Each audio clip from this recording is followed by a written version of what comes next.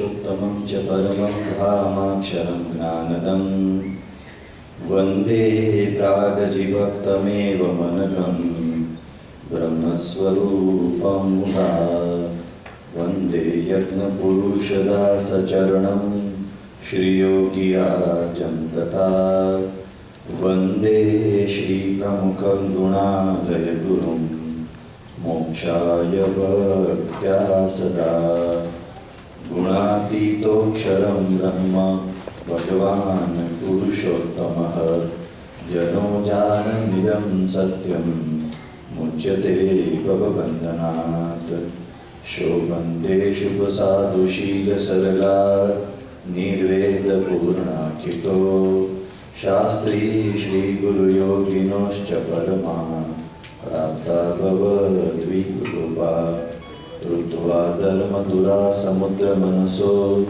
गम्भीरनम्राविदा नारायणस्वरूपदा सगुणिने स्नेहेन वन्दे अहो।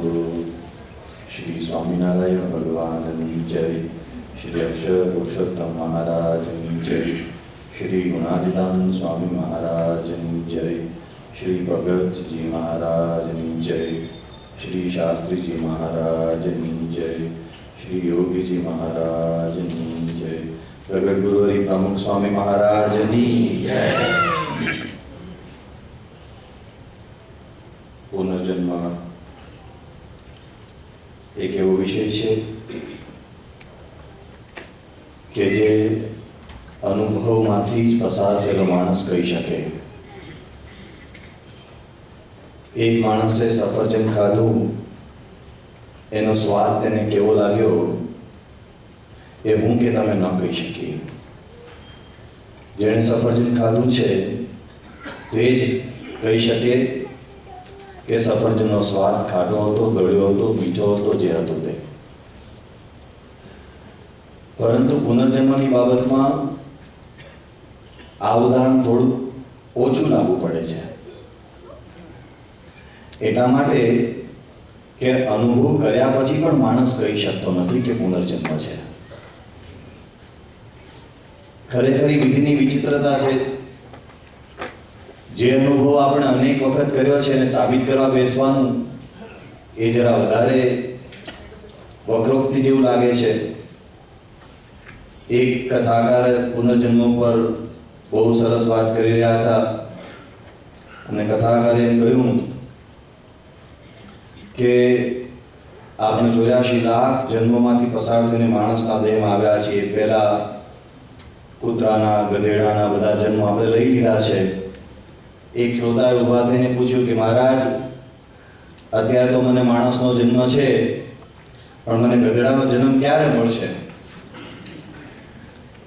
સોરી, પેલા એમ કહ્યું કે મહારાજ, હમણાં તમે વાત કરી કે કૂતરાનો, ગધેડાનો બધાનો જન્મ આવશે, તો મને ગધેડાનો જન્મ ક્યારે મળશે? તો કથાકારે કહ્યું કે ડાયરેક્ટરમાં બેહી જા, એકનો અવતાર વારે વારે ન મળે। અત્યારે તારો જે જન્મ છે ગધેડાનો જ લાગે છે, પણ ક્યારેક આપણે 84 લાખ યોનિમાંથી પસાર થયા હોઈશું।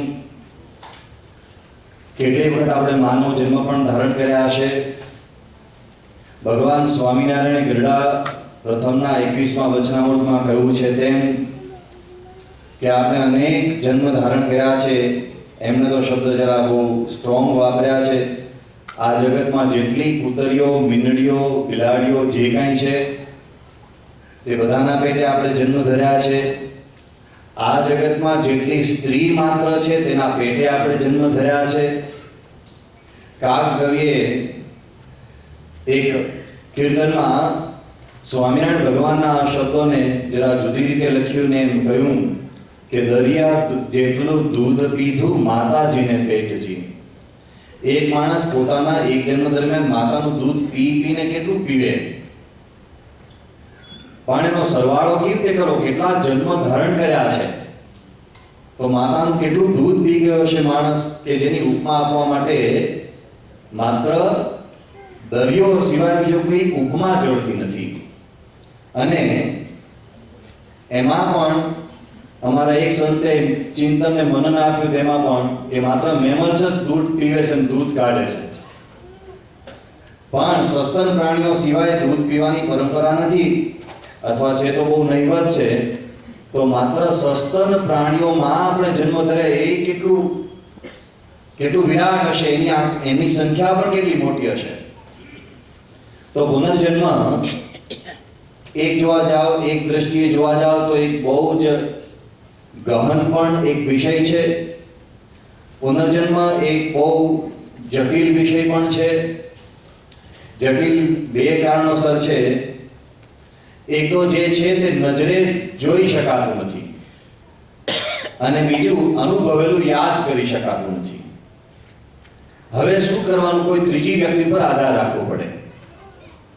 કોઈ માણસે આપણને એક ઢોલ મારી હોય એટલે આપણને કાયમ માટે યાદ રહે છે કે આમની નજીક જવા જેવું નથી, આ જરા ઢોલકારક વ્યક્તિ છે.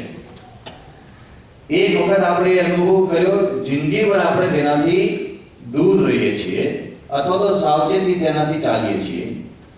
પુનર્જન્મ આપણે અનેક વખત મૃત્યુ તરફ આપણને દોરી જાય છે. એક ઢોલ કરતા મૃત્યુની બીક માણસને વધારે લાગે છે. મૃત્યુ એક એવી ચીજ છે કે જે જીવ પ્રાણી માત્રને ફફડાવે છે. આહાર, નિદ્રા, ભય, મૈથુનમ ચ, એમાં જે ભય શબ્દ છે તેમાં સૌથી મોટો ભય મૃત્યુનો. તો એ મૃત્યુનો દરેક વખતે ભય આવે છે, દરેક વખતે આપણે મરીએ છીએ, દરેક વખતે ફરી જન્મીએ છીએ, તોય આપણે ભૂલી જઈએ છીએ. તો કોઈ બીજી વ્યક્તિ પર આધાર રાખવો પડે, આપણે આપણું યાદ આવતું નથી. તો કેવી રીતે આ પુનર્જન્મ વિષયને સમજવો?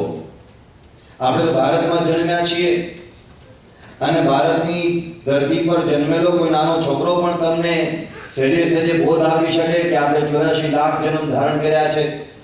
અહીંયા કઈ પુનર્જન્મ એ કઈ નવો વિષય નથી, અથવા તો સાવ અજાણ્યો વિષય નથી કે જે વિશે આપણે સાવ જ અજાણ્યા હોઈએ એવું નથી. નાનું મોટું જ્ઞાન તો આપણને બધાને ક્યાંક ને ક્યાંક મળ્યું હોય, પણ જે પ્રદેશમાં પુનર્જન્મ વિષય સાવ નવો છે, સાવ અજાણ્યો છે, એવા લોકોથી આપણે વાતની શરૂઆત કરીએ. વિશ્વમાં અનેક ધર્મો જુદી જુદી ધરતી પર સ્થપાયા છે. આ અનેક ધર્મોમાં જુદી જુદી પ્રકારની તત્વજ્ઞાનની ધારાઓ, વિચારધારાઓ ચાલે છે. તેમાં જે સેમેન્ટિક રિલિજિયન્સ છે, જેને આજે આપણે પાશ્ચાત્ય ધર્મો કહીએ છીએ, હકીકતે તે બધા અરબસ્તાનના બેબીલોનિયન રણમાંથી ઉત્પન્ન થયેલા ધર્મો છે. પણ જે સેમેન્ટિક ધર્મો છે, એટલે કે ખ્રિસ્તી ધર્મ, યહૂદી ધર્મ, ઇસ્લામ ધર્મ, આ જે ધર્મો છે તે ધર્મો પુનર્જન્મનો સ્વીકાર કરતા નથી. હિન્દુ ધર્મ પેઢીઓથી નહીં, આદિકાળથી પુનર્જન્મનો સ્વીકાર કરે છે. એટલે આપણે હિન્દુ ધર્મની શાસ્ત્રીય વાતોને હમણાં બાજુમાં રાખીએ. જે લોકો સ્વીકાર કરતા નથી એવા લોકોના પ્રદેશમાંથી વાત ચાલુ કરીએ. પુનર્જન્મ એ એક એવી બાબત છે કે એમાં તમે શ્રદ્ધા રાખો તો ઇસ્લામમાં એને અપરાધ ગણવામાં આવે છે. પરંપરાગત ખ્રિસ્તી ધર્મમાં પણ તેને અપરાધ ગણવામાં આવે છે. કેટલાક પ્રદેશોમાં પુનર્જન્મમાં માની જ ન શકાય, કારણ કે તમે પુનર્જન્મમાં માનો તેનો અર્થ એ થાય છે કે તમે શરીર અને આત્મા જુદા છે તેમ માનો છો. પુનર્જન્મમાં માનો છો તેનો અર્થ એ થાય છે કે તમે કયામતમાં માનતા નથી. પુનર્જન્મમાં માનો છો તેના ઘણા બધા અર્થ થાય છે, અને પુનર્જન્મ એક એવી બાબત છે કે એ જો આવે તો એ ધર્મોની કેટલી બધી પાયાની માન્યતાઓ ખરી પડે તેમ છે. એવા પ્રદેશોની વાત છે, એવા ધર્મોમાં માનતા લોકોની વાત છે. 2008માં ન્યૂઝવીક નામના એક સામયિકમાં 28 જાન્યુઆરીના અંકમાં એક ઘટના છપાઈ હતી. હોલિવૂડના એક જાણીતા અભિનેતા છે ટોમ ક્રૂઝ, અને એ ટોમ ક્રૂઝની એક જીવન કથા લખી છે. એક લેખકે, એન્ડ્રુ વોર્ટન નામનો લેખક છે, એણે આ જીવન કથામાં એક વાત નોંધી કે ટોમ ક્રૂઝના ઘરે હમણાં દીકરીનો જન્મ થયો છે. એ દીકરીનું નામ સુરી છે. અને આ સુરી એ સાયન્ટોલોજીના ગ્રેટ ગ્રાન્ડફાધર એટલે કે પિતામહ જેવા એક બહુ જ મોટા એડ હર્બર્ટ કરીને બહુ જ મોટા વિજ્ઞાની થઈ ગયા. એનો પુનર્જન્મ એ ટોમ ક્રૂઝની દીકરી તરીકે થયો છે એવું પહેલા જીવન કથામાં લખ્યું. અને અમેરિકામાં હોવાળો પહોંચ્યો. અરે ભાઈ તમે કેવી રીતે બારોબાર કહી શકો આ ટોમ ક્રૂઝની દીકરી ને એ પહેલો માણસ એ તો ક્યારે મર્યો આ ક્યારે અહીં જન્મી એમ કેવી રીતે કહી શકો? ખાસ કરીને જે રૂઢિચુસ્ત ધર્મવાદીઓ હતા એમને બહુ હોવાળો મચાવ્યો. ન્યૂઝવીક સામયિકે આના ઉપર બહુ સરસ કોમેન્ટ્સ લખી. એમણે લીધું બહુ સાચી વાત છે કારણ કે અમેરિકાનો મુખ્ય ધર્મ પ્રવાહ ખ્રિસ્તી ધર્મ છે અને ખ્રિસ્તી ધર્મની માન્યતા પ્રમાણે પુનર્જન્મનો કોઈ રીતે કોઈ સંજોગોમાં સ્વીકાર કરી શકાય નહીં. અને એનું એક સૌથી મોટું કારણ આ છે કે જીવ એ જો નવા શરીર ધારણ કરે તો જ્યારે કયામત આવે ત્યારે પહેલા એ કઈ કબરમાંથી ઊભા થવાનું અને કયા શરીરમાંથી ઊભા થવાનું પહેલા ભગવાનના આદેશ આપે તો પીટર કરીને જે દેવદૂત છે એના આદેશ પ્રમાણે બધા ઊભા થવાનું. પણ એ જ્યારે ભગવાન આદેશ આપે કે ખડે હો ત્યારે કયા શરીરવાળા ઊભા થવાનું એટલે પેલા મ્યુઝિકને લખ્યું કે આ લોજિસ્ટિકલ પ્રશ્ન છે એટલે જરા મુશ્કેલીમાં મૂકી શકે તેવો એક વ્યવસ્થાકીય પ્રશ્ન થઈ ગયો, તંત્રનો પ્રશ્ન થઈ ગયો. પણ એમાં આગળ બીજી વાત કરે છે કે ભલે કદાચ સુરી એ પેલા એલ હર્બર્ટનો પુનર્જન્મ હોય કે ન હોય અને એન્ડ્રુ મોર્ટને ગમે એટલો હોબાળો મચાવ્યો એ હોબાળો સાચો ખોટો જે હોય તે પણ ઈસવીસન 2003 ની સાલમાં અમેરિકામાં હેરિસ પોલ થયો હતો. ત્યાં એક સર્વેક્ષણની સંસ્થા છે જે સર્વેક્ષણ કરે છે, માસ સર્વેક્ષણ કરે છે. એ હેરિસ પોલે સર્વેક્ષણ કર્યું હતું.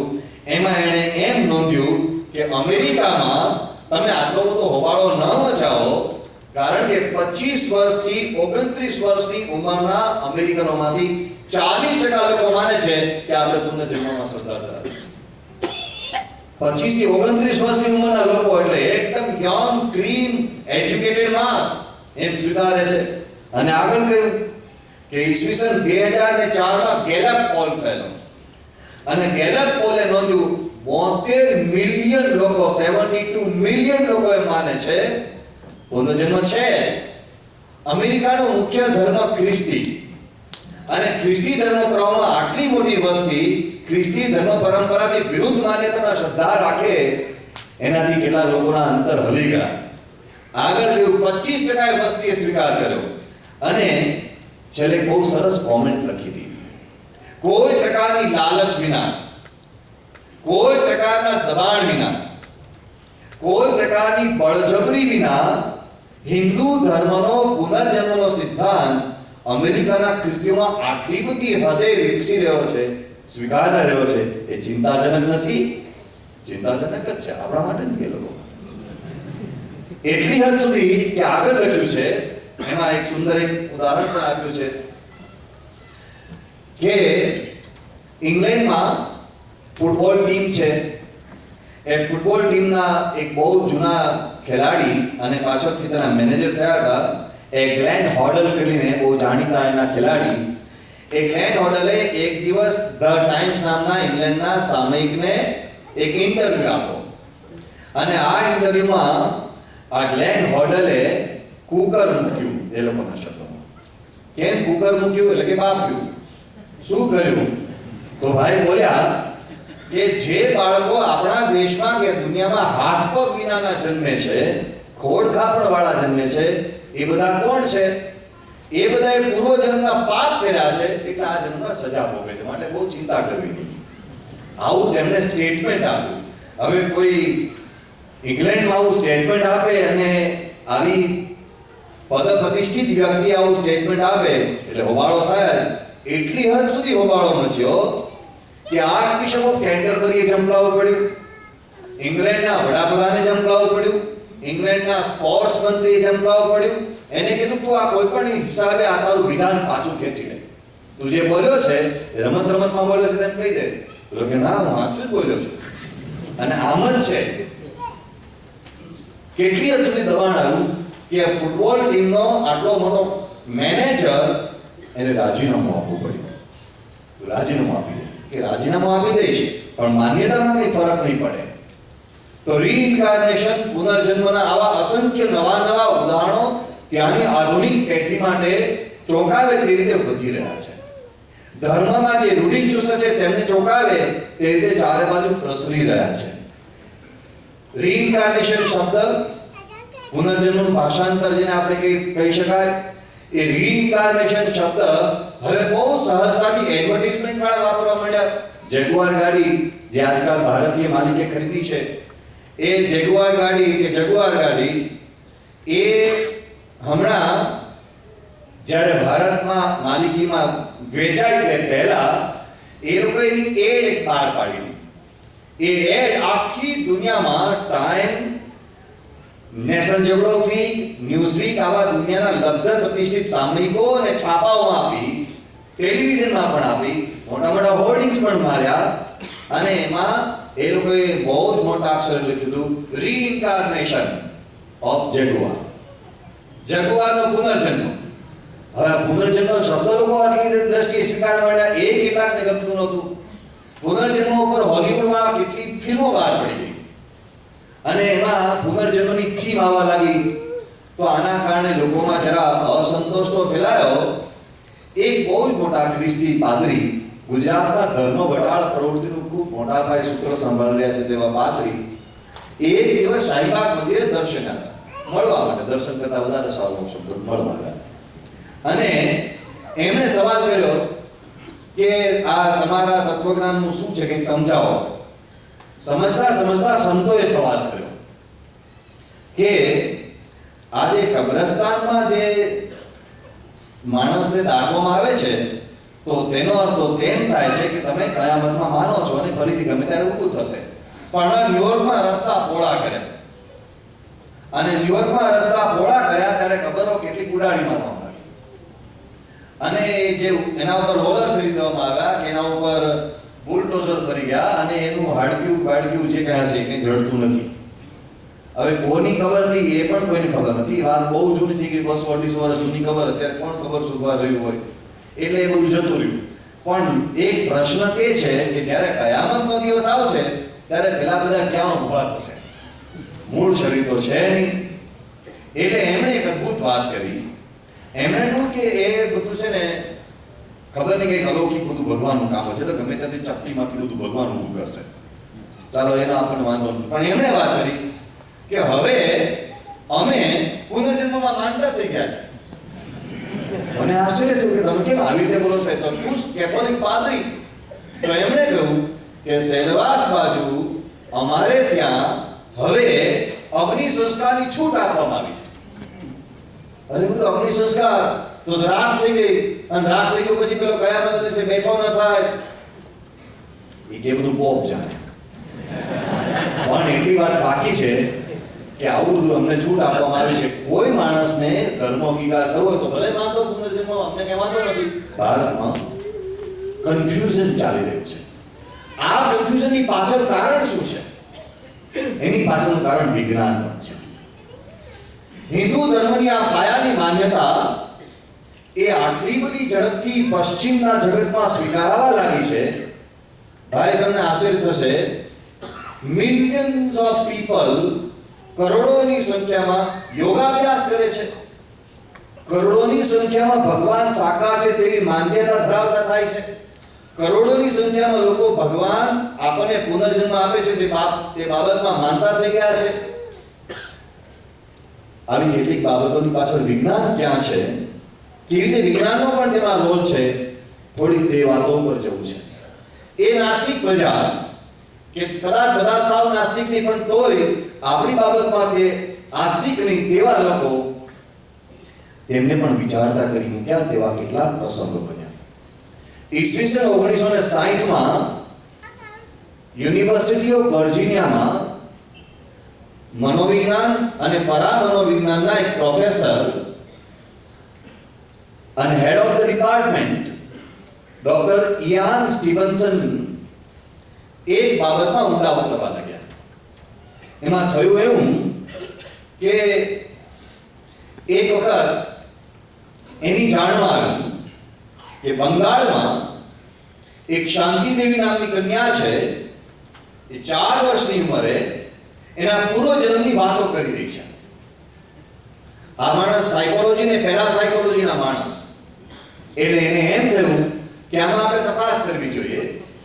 તે પ્રસંગથી ડોક્ટર ઇયાન સ્ટીવન્સન આકર્ષાયા અને ત્યાર પછી આજ સુધી 2009ની આ 27મી જૂને તેઓ જીવે છે. 1960 થી 2009 સુધી એમનું એક જ મિશન રહ્યું છે, વૈજ્ઞાનિક દ્રષ્ટિકોણથી પુનર્જન્મની વાત સાબિત કરવી, ચકાસવી, લોકો સમક્ષ મૂકવી.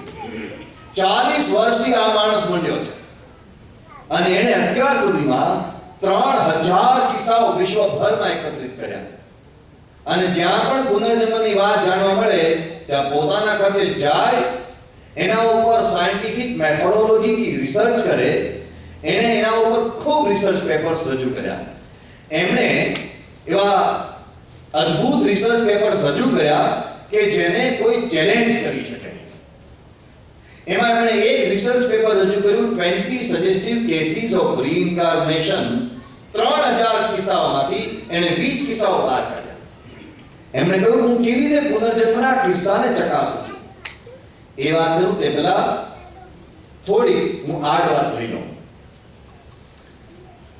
ક્યારે એવું બને છે કે નાની ઉંમરમાં 3 વર્ષથી માંડીને 2.5 થી 3 વર્ષથી માંડીને 6 વર્ષની ઉંમર દરમિયાન બાળકો અચાનક જ પોતાના પૂર્વજન્મની સ્મૃતિ યાદ કરવા લાગે છે. સાયકોલોજીસ્ટોએ નોંધ્યું છે આ ઉંમરનો ગાળો બહુ જ મહત્વનો છે. આપણને 28 વર્ષની ઉંમરે પાછળનું કંઈ યાદ નથી આવતું, 60 વર્ષની ઉંમર તો આ જન્મનું નથી યાદ આવતું. પણ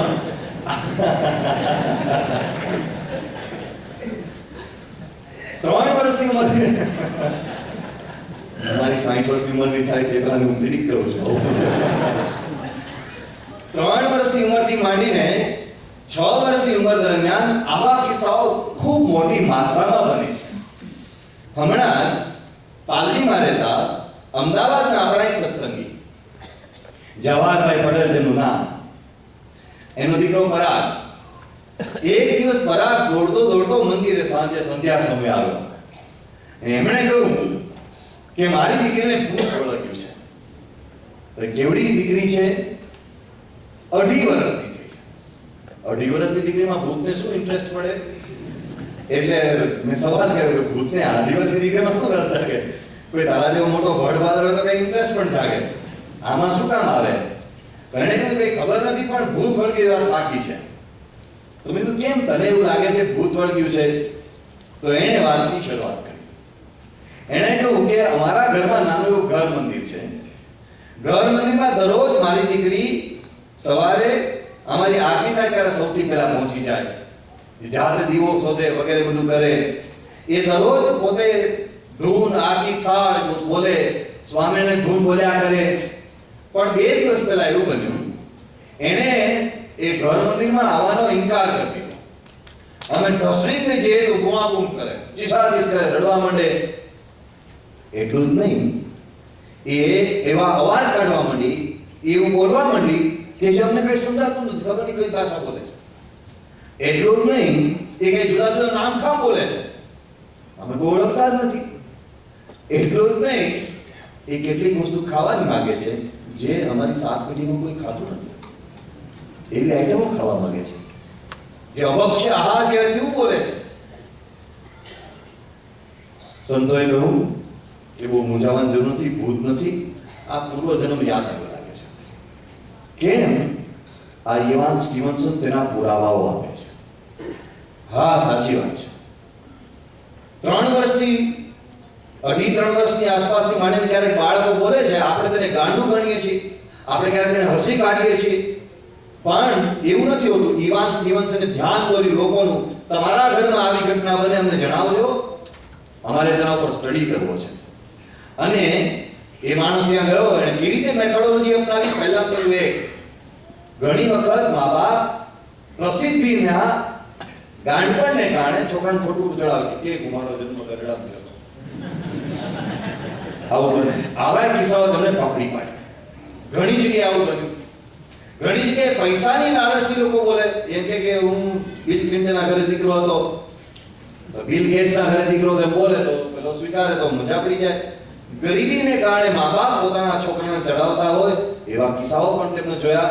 પણ એમણે કહ્યું કે જેને રૂલિંગ મેથોડોલોજી કહેવાય, રૂલ આઉટ મેથોડોલોજી કહેવાય. ઓકે, આ કારણ નથી, આ કારણ નથી, આ બાળક તેના પૂર્વજન્મની વાતો યાદ કરે છે, એમાં કયા કયા કારણો રૂલ આઉટ કરી નાખવા જોઈએ, એ બધા જ કારણો રૂલ આઉટ કરી નાખ્યા પછી એક ડિટેક્ટિવ જે પદ્ધતિથી કામ કરે તે પદ્ધતિથી કિસ્સાઓ ચકાસવા, અને એક પણ લોજિકલ કારણ બાકી ન રહે, એક પણ બુદ્ધિમાં સમજાય તેવું કારણ બાકી ન રહે, પછી તે કિસ્સાઓ ઉડાવતા.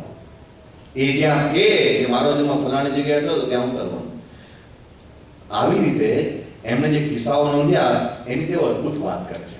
એમણે બ્રાહ્મણ પરિવારનો કિસ્સો નોંધ્યો. એક બ્રાહ્મણ પરિવારમાં એક બાળકી, અને એ બાળકી હમણાં જ આપણે જે પરિવારની વાત કરી ને એવા જ પરિવારની વાત.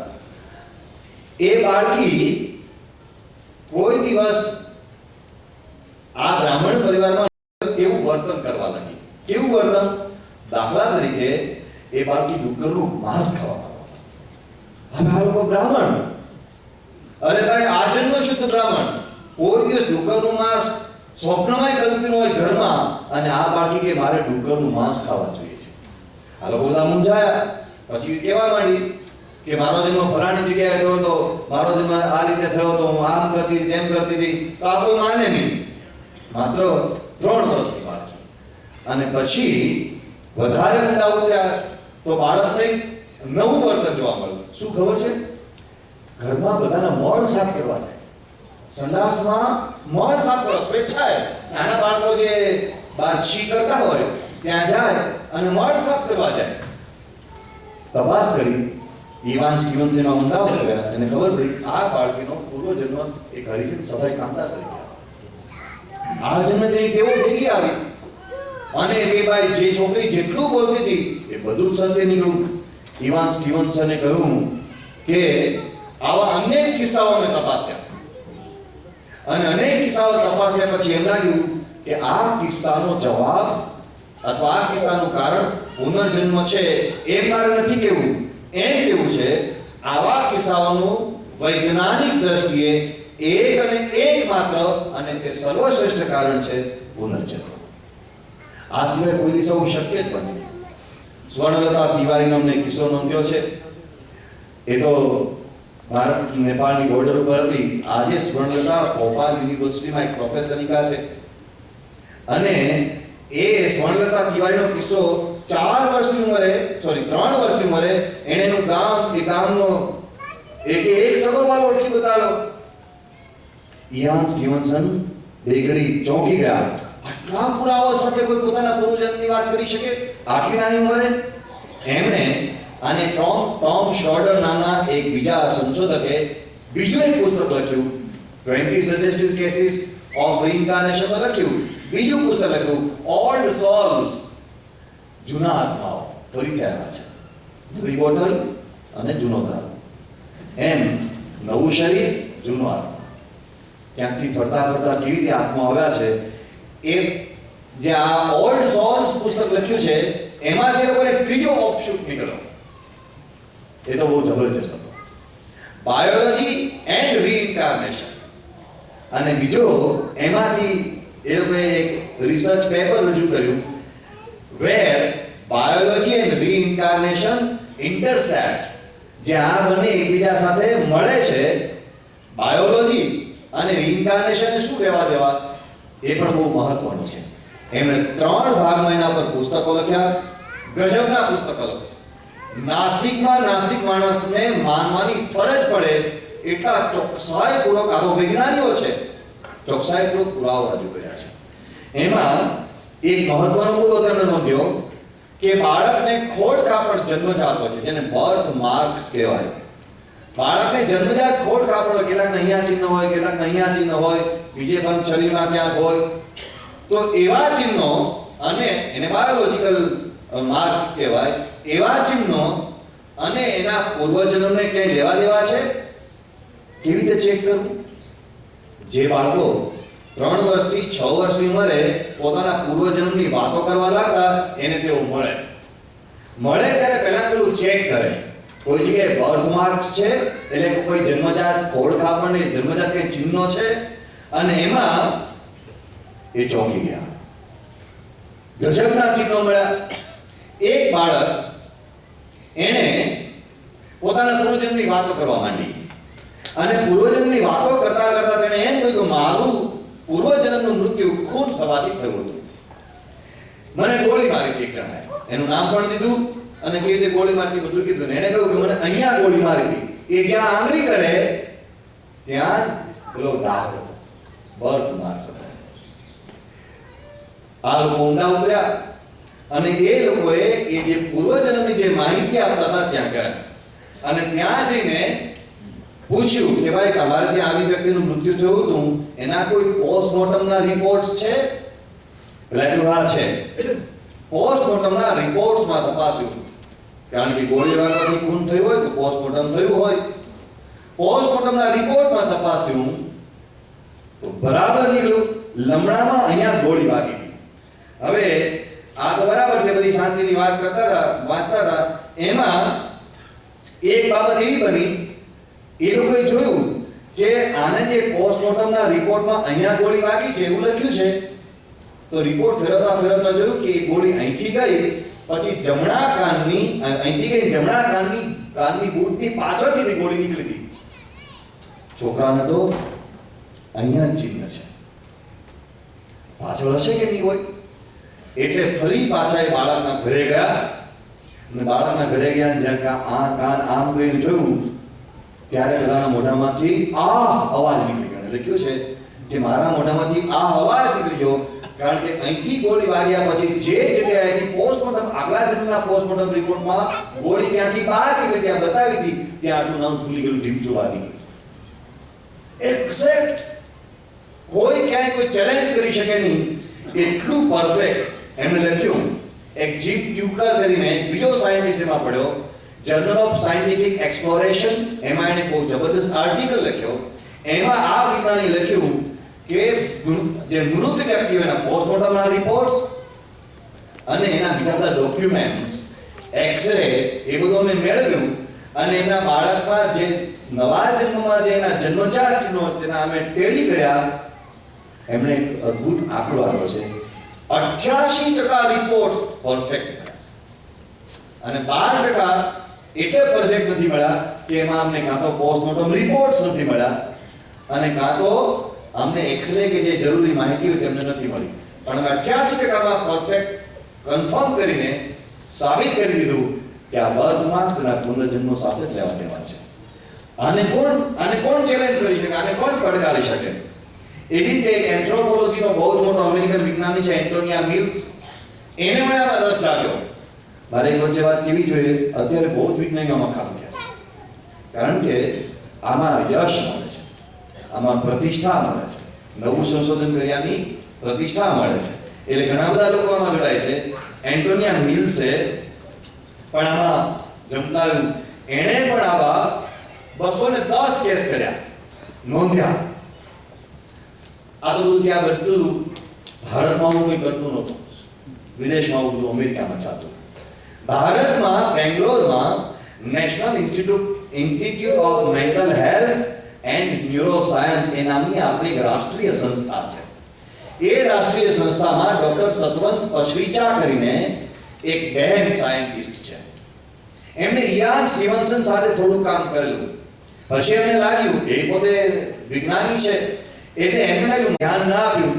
પણ મજાની વાત તો તે આવી કે આ જે હરદેવ બક્ષ જેને પોતાનું નામ આપ્યું એને ના પડી, હું કોઈનું એઠું નહીં ખાઉં. 2 વર્ષની ઉંમરે અરે ભાઈ માં પોતાના મોઢામાંથી રોટલો તોડીને આપણને ખાય, આ ના પડે કે એઠું કહેવાય, મારે એઠું ન ખવાય. એઠા પાણીનો કોઈનો એઠો જે મોઢે માંડેલો ગ્લાસ પીવે નહીં. અને આ તો મુસ્લિમ પરિવાર એક થાળીમાં ખાતા, એકબીજાના મોઢામાંથી ડાયરેક્ટ ખાઈ શકે, એના ધર્મની પરંપરામાં કઈ બાદ નથી.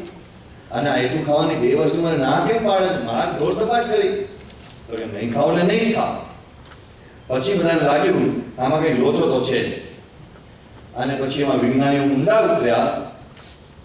પહેલો એમ કહેતો હતો કે મારું ખૂન થયું છે, મારું નામ હરદેવ બક્ષ ઠાકુર છે, હું ફરગણા ગામનો છું, મારું ખૂન થયું છે, આવી રીતે મારું મૃત્યુ થયું છે. અને એના બર્થમાર્ક સાથે ટેલી કર્યું, બધું સત્ય નીકળ્યું. મુસ્લિમ કોમ્યુનિટીમાં પણ આવા અનેક ઉદાહરણો મળ્યા. અને એક વાત આની સાથે વચ્ચે યાદ આવી છે એટલે લઈ લો. શ્રીલંકામાં એક એડગર કેસી નામના અમેરિકન હિપ્નોટિસ્ટે પ્રયોગ કર્યો હતો. એક આંધળો માણસ હતો જેની બધાને બહુ દયા આવતી કે આ બિચારો આંધળો છે અને દયાને પાત્ર છે. આ એડગર કેસીએ હિપ્નોટિઝમના પ્રયોગ દ્વારા પાછળની જિંદગીમાં ધીમે ધીમે ટ્રાન્સમાં લઈ જઈને બધું પૂછવા માંડ્યું. અમેરિકામાં અત્યારે આવો ધંધો ચાલે છે, બહુ મોટા પાયે ચાલે છે, કે આપણે પૂર્વજન્મમાં શું હતું તે જાણવા માટેનો ધંધો.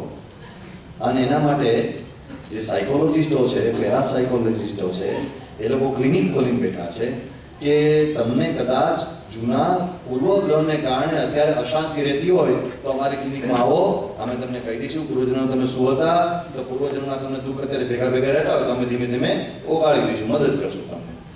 ઇન્ટરનેટ ઉપર આની જાહેરાતો આવે છે, વ્યવસ્થિત જાહેરાતો આવે છે. એડગર કેસી એ આ કોઈને પેલા શ્રીલંકામાં પેલા અંધ માણસને એ આવી રીતે હિપ્નોટિઝમ દ્વારા એના પાછલા જીવનના રહસ્યો ખોલવા માંડ્યો.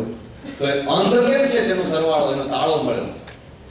એ ભાઈ પહેલા પૂર્વ આફ્રિકામાં એક કાળિયા જ્ઞાતિમાં હતા અને ત્યાં પોતે આફ્રિકાની પેલી નાની નાની ટ્રાઇબ્સ હોય છે ને, એ નાની નાની જાતિઓ, એ નાની નાની જાતિઓનો પોતે રાજા હતા. ત્યાં આપણી કિકુયુ ને મસાઈ ને એવી નાની નાની જાતિઓ છે. તો એ નાની નાની જંગલી જાતનો પોતે રાજા હતા. આજે ત્યાં નાના નાના રાજાઓ આજે પણ છે એ આફ્રિકાના જંગલોમાં. તો એ રાજા તરીકે શું કરતો હતો કે જે એના વાંકમાં આવે એને ગરમ ગરમ સળિયા એની આંખમાં ફોડીને આંખો ફોડી નાખતો. આ જન્મ એટલા માટે ભાઈ આંખો હતો એડગર કેસીએ કર્યો. આ શ્રીલંકન ગાર્ડિયનમાં છપાયું. તો આવા પુનર્જન્મના કેટલા પ્રયોગો આ હિપ્નોટિઝમ દ્વારા પણ થયા, પણ કોઈ કેટલાક લોકો સ્વીકારવા તૈયાર નહોતા. એમાં એક પતિયાલામાં ઇન્સ્ટિટ્યૂટ છે, ફોરેન્સિક સાયન્સ ની ઇન્સ્ટિટ્યૂટ છે, એમાં ફોરેન્સિક સાયન્સના એક્સપર્ટ ડોક્ટર વિક્રમરાજસિંહ ચૌહાણ છે.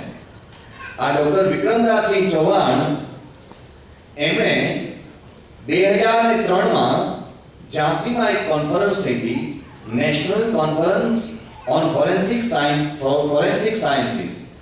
એમાં એક રિસર્ચ પેપર રજૂ કર્યું. એ રિસર્ચ પેપરમાં એમણે વાત કરી કે હું કોઈ સંજોગોમાં પુનર્જન્મમાં માનતો જ નહોતો અને માનું પણ નહીં, કોઈ સમજાવવા આવે તો માનું પણ નહીં. એવામાં મારા જાણવામાં એક કિસ્સો આવ્યો. પંજાબમાં લુધિયાના પાસે એક મિયાણા નામનું ગામ છે, અલુણા મિયાણા. એ ગામમાં એક કરણજીતસિંહ નામનો છોકરો છે.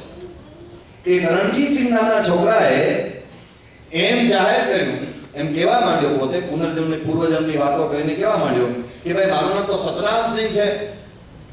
સરદારજી પરિવાર હતો કે મારું નામ સતનામસિંહ છે. એટલે બધાને એમ થયું કે આને કંઈક ગાંઠપણ થયું છે અને સ્કૂલમાં કોઈ સતનામસિંહ કંઈ બોલાવતો એટલે આ ત્યારે બોલતો હશે. પણ એ સતનામસિંહ છે એટલું જ નહીં, બોલવા માંડ્યો મારા પિતાનું નામ જીતસિંહ છે અને મારું ગામ એ ચકચેલા છે, જલંધર જિલ્લો છે. આશ્ચર્ય થયું કે આ આવું કઈ બને નહીં. તો આ જે ભાઈ કરણજીતસિંહ હતો એના ફાધર બિચારા ગરીબ, એક સામાન્ય ખેત મજૂર, એટલે એને કઈ આમાં કઈ બહુ રસ હતો નહીં. પણ એમનો એક ગામનો ભણેલો માણસ નામનો થોડો મિત્ર જેવો, એને ટૂંક આમાં ઊંડા ઉતરવા જેવું છે. આપણે આમાં ઊંડા ઉતરીએ. એ જે સ્કૂલનું નામ બોલે છે એ સ્કૂલમાં આપણે જઈએ, કારણ કે છોકરો એમ બોલે છે કે હું 9મા ધોરણમાં ભણતો હતો. તો આપણે સ્કૂલને તપાસ કરી, સ્કૂલનો તપાસ કરીએ. એટલે સ્કૂલમાં ગયા. એ બાજુનું જે ગામ હતું ચકચેલા ગામ, તેની બાજુમાં સ્કૂલ જ્યાં હતી ત્યાં માધ્યમિક શાળા, ત્યાં જઈને કહ્યું કે ભાઈ તમારી સ્કૂલમાં કોઈ 9મા ધોરણમાં ભણતો બાળક આડે અકસ્માતમાં મૃત્યુ પામ્યો હતો? તો કે હા, અમારા ગામમાં એક છોકરો, અમારી સ્કૂલમાં એક છોકરો હતો, એ 10/9/1992 ના દિવસે મૃત્યુ પામ્યો. કેવી રીતે મૃત્યુ પામ્યો હતો? તો કહ્યું કે એ સાયકલ ઉપર જતો હતો, સ્કૂલેથી સાયકલ ઉપર પાછો જતો હતો અને તેની સાથે તેનો મિત્ર શરણજીત સિંહ મિત્ર એ સાયકલ ઉપર બેઠો હતો અને સામેથી એક જોગો સિંહ કરીને બીજો સરદાર ધમધમાટ આવતો હતો. અકસ્માત થયો અને ભાઈ ઈજા પામ્યા અને ત્યાં એક દિવસ સારવાર લઈને પછી મૃત્યુ પામ્યા. આવું ત્યાંથી રિપોર્ટ મળ્યો. આનું ઘરનું સરનામું તમારી પાસે છે? સ્કૂલ વાળાએ કીધું રિપોર્ટ ને બધું આ પ્રમાણે અમારી પાસે તમારા રેકોર્ડમાં છે. ઘરનું સરનામું મળ્યું, ત્યાં જઈને બધાએ તપાસ કરી તો વાત તદ્દન સત્ય નીકળી. પેલો છોકરો આ પ્રમાણે સ્ટોરી કહેતો હતો, વાત આ પ્રમાણે જ હતી. છાપામાં સમાચાર આવ્યા. આ વિક્રમરાજસિંહ કહેવા માંડ્યો કે આ છાપામાં સમાચાર આવ્યા, મેં નક્કી કર્યું આ ઉગાડવું પાડું.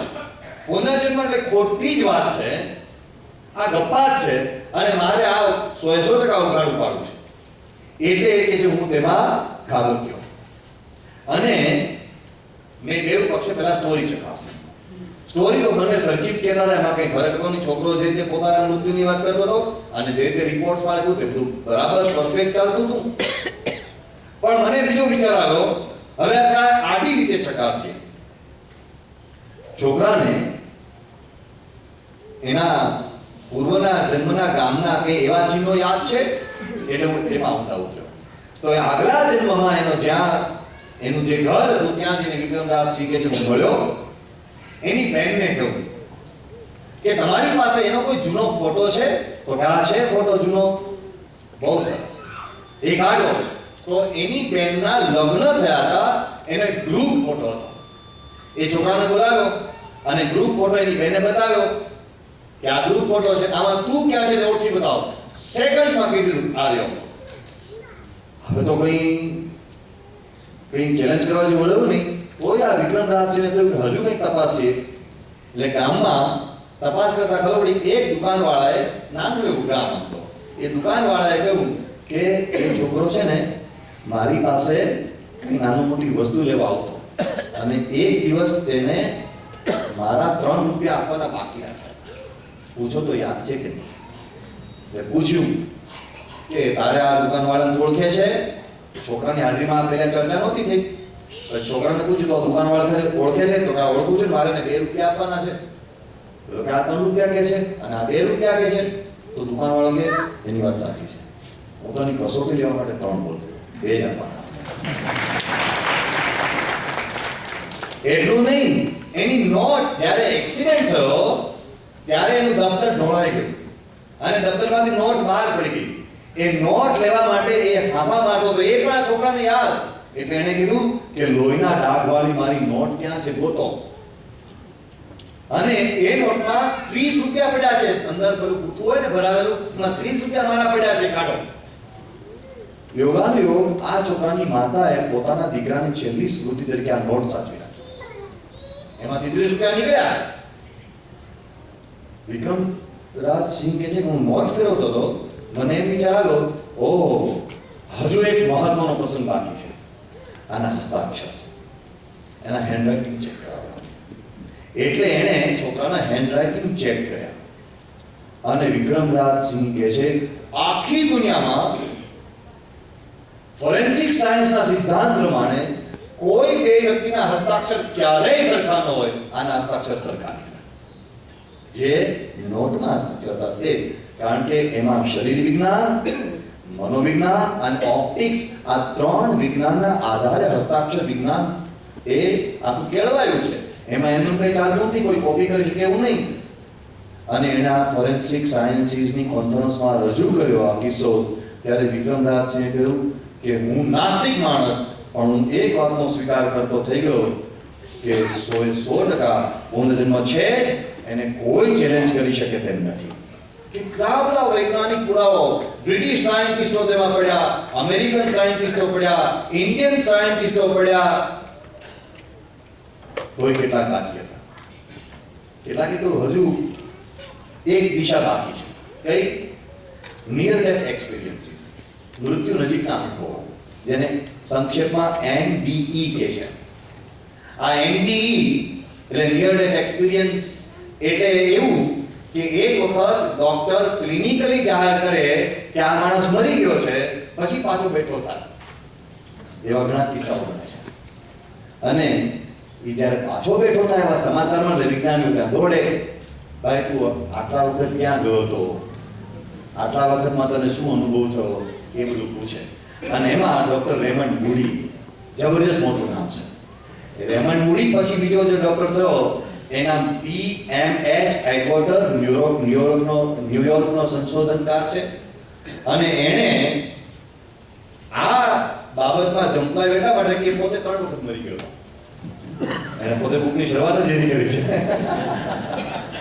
કે હું 3 વખત મરી ગયો, 3 વખત જીવતો હતો. એટલે મને એમ થયું મારું જ આવું છે, બીજાનું પણ કઈ છે.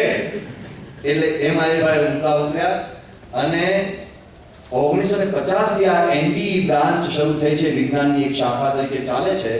આજ સુધીમાં હજારો અનુભવો કલેક્ટ થયા છે અને હજારો અનુભવોના સાર સમાન મળે છે. વિજ્ઞાનીઓ અલગ અલગ છે, સંશોધનના સમય અલગ અલગ છે, સંશોધન માટેના પાત્રો અલગ અલગ છે, પણ સાર કોમન છે. કેટલાક તો આપણને આપણી ચિત્રગુપ્તની વાર્તાઓ યાદ અપાવે તેવા વર્ણનો. એક જણાએ કહ્યું કે મને આમાંથી બહાર નીકળ્યો પછી એમ થયું કે હા કે સામે જ્યુરી બેઠી હતી, 5 જણાની જ્યુરી. 5 જણા આપણે ઓળખી શકીએ એમ નથી, પણ 5 જણા જ્યુરીને કીધું અને જ્યુરી મને પૂછી હતી તારા શું કર્મો છે, એવું એક જણાએ વર્ણન કર્યું. એક જણા એવું કીધું લાંબી લાંબી ટનલ દેખાતી હતી, ખબર નહીં ક્યાં લઈ જતા હતા, ટનલ દેખાતી હતી એક જણને. આવા જાત જાતના અનુભવમાં એક કોમન અનુભવ તે કે શરીરમાંથી બધા બહાર નીકળ્યા અને બહાર નીકળીને પોતાના જ શરીરને જોયું, પોતાના શરીરને ઓબ્ઝર્વ કર્યું, પછી પાછા આવ્યા અને પછી કેવા મળ્યા કે મેં આ જોયું. આ બધાનો કોમન એક્સપિરિયન્સ. શરીર અને આત્મા જુદા છે. આત્મા શરીરથી બહાર નીકળીને જોવે એની કેટલી હદ સુધી. એમાં એક મહત્વનો સવાલ ડોક્ટર રેમન્ડ મૂડીએ ઉપજાવ્યો. એમણે એમ કહ્યું કે એક વખત ડોક્ટર જાહેર કરે કે આ માણસ ક્લિનિકલી ડેડ છે, એટલે કે તબીબી દ્રષ્ટિએ તે હવે મૃત પામેલો વ્યક્તિ છે એમ જાહેર કરે, એટલે એનું બ્રેઇન ડેડ થઈ ગયું છે. હવે એ બ્રેઇનમાં કોઈ ફંક્શન ચાલુ નથી. એટલે એ બ્રેઇનમાં લોહી અને ઓક્સિજન ન પહોંચવાને કારણે તમામ યાદશક્તિ પણ હવે ચાલી ગઈ છે. હવે એ બ્રેઇન કઈ યાદ કરી શકે તેમ નથી. તેવા સંજોગોમાં માણસ શરીરમાંથી બહાર નીકળી ગયો, મરી ગયો, પાછો જીવતો થયો, યાદશક્તિ પાછી કેવી રીતે આવી અને એને યાદ કેવી રીતે છે હું ક્યાં ક્યાં ગયો, બ્રેઇન તો અહીંયા છે ને, તો ક્યાંક બીજા આટા મારતો હતો. એને કહ્યું નક્કી આત્મા સાથે યાદશક્તિ જોડાયેલી બાબત છે. બ્રેઇન તો માત્ર એનું કોઈ ફંક્શન માટેનું કોઈ સાધન લાગે છે, પણ આત્મા હા આ પુનર્જન્મની વાત, ગયા જન્મની વાત આત્મા સાથે જોડાઈને અહીં સુધી આવે છે. હેનરી ફોર્ડ જે મોટર ઉદ્યોગનો પિતામહ, એને બહુ જીવના આઘાત લાગ્યો હતો અને કારણ કે મૃત્યુ પામવાનો હતો. એના ગ્રાન્ડસન જે હરેરામ હરે કૃષ્ણમાં અત્યારે સંત છે, એણે આ ઇન્ટરવ્યુમાં હમણાં થોડા સમય પહેલા ટાઈમ્સ ઓફ ઇન્ડિયામાં ઇન્ટરવ્યુમાં આ વાત કરી હતી. એણે કહ્યું કે મારા દાદા એનો અનુભવ મને કહેતા તે હું તમને કહું છું. હેનરી ફોર્ડને મૂંઝવણ થઈ કે મેં આખું આ એમ્પાયર ઊભું કર્યું ઓટોમોબાઈલ્સનું, અને ઓટોમોબાઈલ્સના જ્ઞાનનો આટલો ઊંડો ઉતર્યો અને બીજા બધા જ્ઞાનમાં પણ મેં આખી જિંદગી ખર્ચી નાખી. હવે હું મરી જઈશ એટલે મારું બધું જ્ઞાન તો પડી રહેવાનું અને મને કંઈ કામ નહીં લાગે. તો આ મેં બધી શા માટે મહેનત કરી? એને બહુ બિચારાને અંતરમાં દુઃખ થતું હતું. તે વખતે કોઈ ભારતીય તત્વજ્ઞાનનો જાણકાર માણસ, ગીતા જ્ઞાનનો જાણકાર માણસ એ કે મૂંઝાવ નહીં, બીજો જન્મ આવવાનો જ છે. એટલું પણ બીજા જન્મ બધું કામ લાગે ત્યારે પેલા ભાઈ એવી રીતે જવાબ આપી દીધો આ કામ લાગે તમે ચિંતા નહીં કરતા. અને હેનરી ફોર્ડે એમ કહ્યું કે મને તેમાંથી એટલું આશ્વાસન મળ્યું, મને શાંતિ થઈ. ભગવદ્ ગીતાના આધારે કહ્યું પણ મને તેનાથી આશ્વાસન મળ્યું અને શાંતિ થઈ. પણ આ વાત સાચી છે. યાદશક્તિ આગલા જન્મથી આપણી સાથે આ જન્મે આવે છે. અમારે એક હરિભક્ત છે, ડોક્ટર છે, એનો દીકરો બહુ નાનો છે, દેવાંશુ નામ છે. અત્યારે તો થોડીક ઉંમર થઈ, પણ એ 1.5 વર્ષનો હતો ત્યારે એને આપણે ગાડીમાં આપણી સાથે લઈ ગયા હોઈએ અને ગાડીમાં પહેલી સીટ ઉપર બેઠો હોય અને સામેથી જેટલી ગાડીઓ આવે એ ગાડીઓના નામ બોલવાનું. 1.5 વર્ષની ઉંમરે. હવે હવે તો આગળની જે ગાડીઓના જે આગળના પાછળ ઠાઠું કહેવાય, આગળ શું કહેવાય? બોનેટ.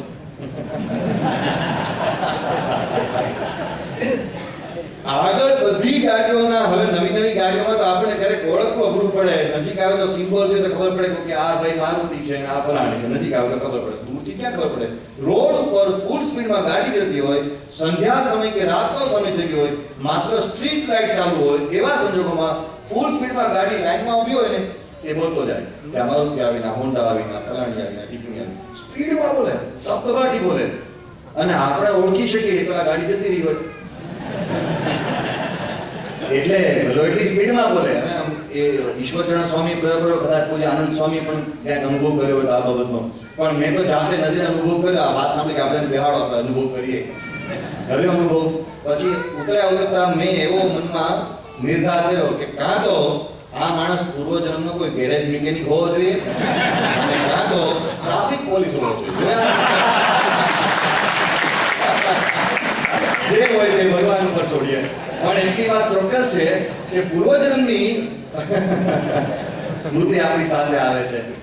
આત્મા શરીરમાંથી બહાર નીકળે અને એન્ટી નેશનલ નિયર ડેથ એક્સપિરિયન્સના કેવા અનુભવ હોય છે.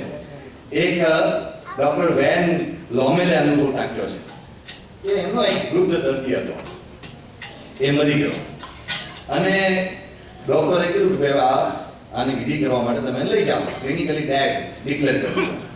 હવે થયું એવું કે એને મેસિવ કાર્ડિયાક એટેક હતો અને બીજા નાના મોટા કંઈ ભેગા કોમ્પ્લિકેશન હતા, એટલે એના માટે તાત્કાલિક ને શ્વાસોચ્છ્વાસ માટે મોઢામાંથી નળી નાખવાની. પણ ઉંમર મોટી અને મોઢામાંથી નળી ઘટતી નહોતી કારણ કે ચોકઠા કરતા હતા, એટલે આ લોકોએ ચોકઠા કાઢ્યા અને વળી નળી અંદર ગમે તેમ ઘાલી.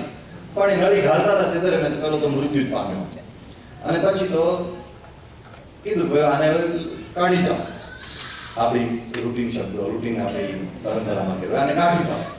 પણ પેલો બેઠો થયો અને પછી ધીમે ધીમે તો કહેવાય મારે ચોકઠા લાવો.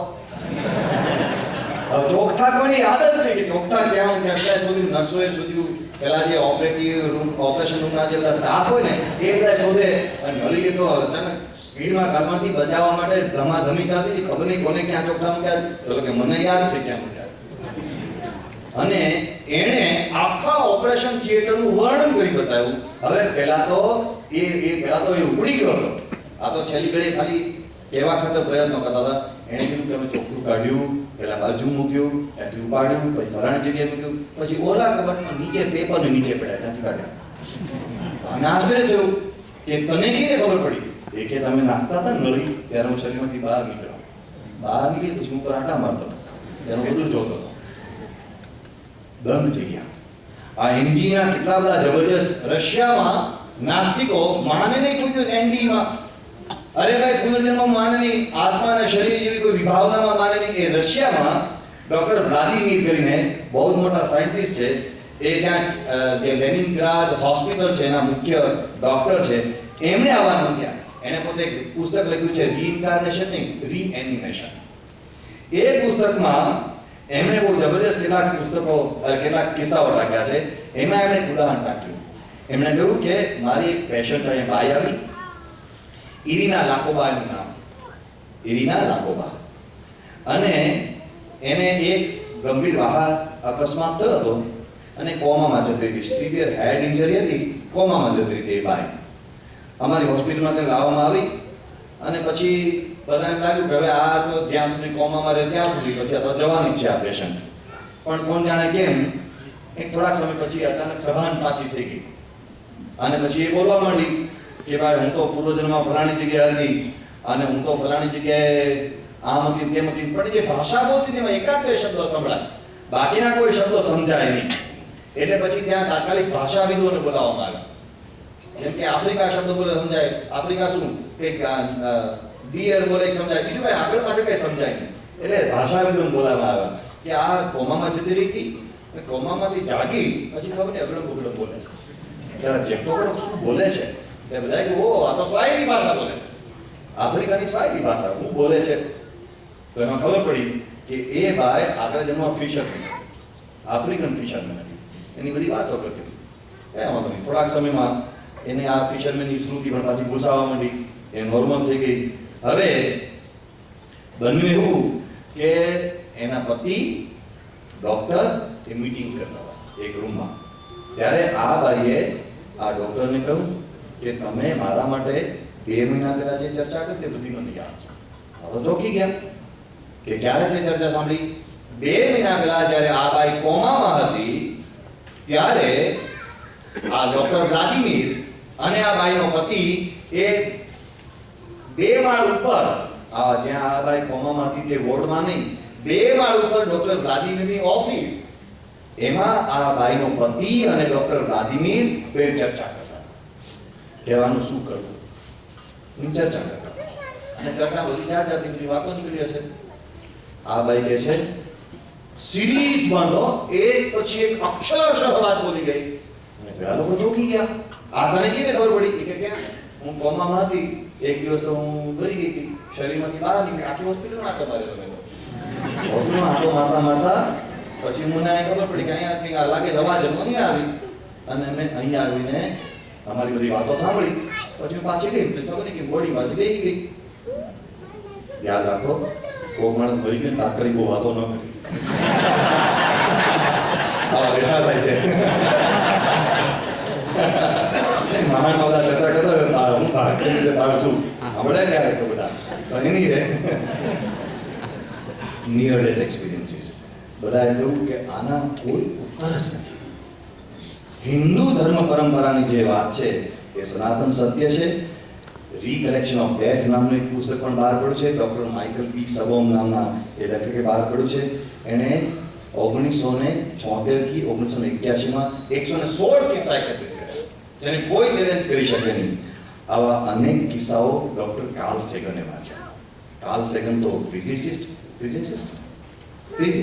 એસ્ટ્રોફિઝિસિસ્ટ, એસ્ટ્રોનોમર ને એસ્ટ્રોફિઝિસિસ્ટ કહેવાય. એ કાર્લ સેગન એ એમ કે આવા કિસ્સાઓ મારે ચકાસવા, અને મેં એમ નક્કી કર્યું કે આ એવું મારે જાહેર કર્યું કે આ બધું ખોટું છે.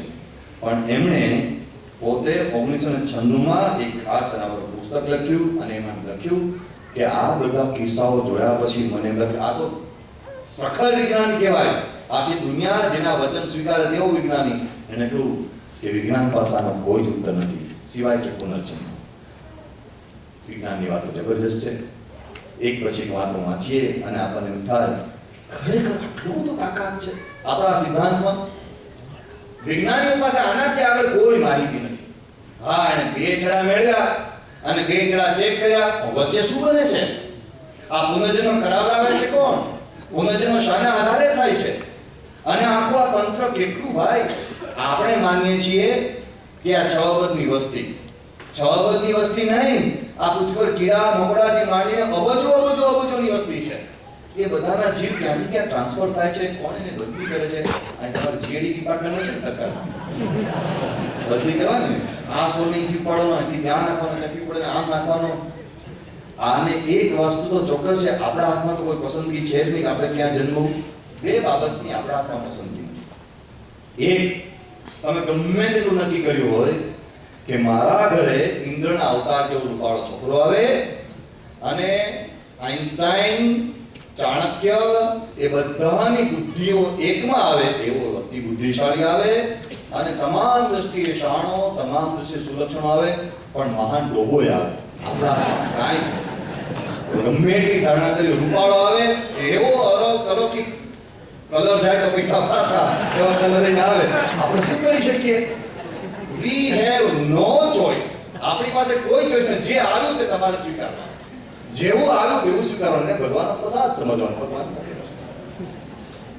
કોઈક સાયન્સ છે પાછળ, કોઈક તત્વજ્ઞાન છે.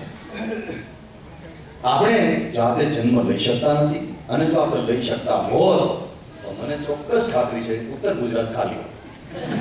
અમેરિકા હોત, આખું ઉત્તર ગુજરાત.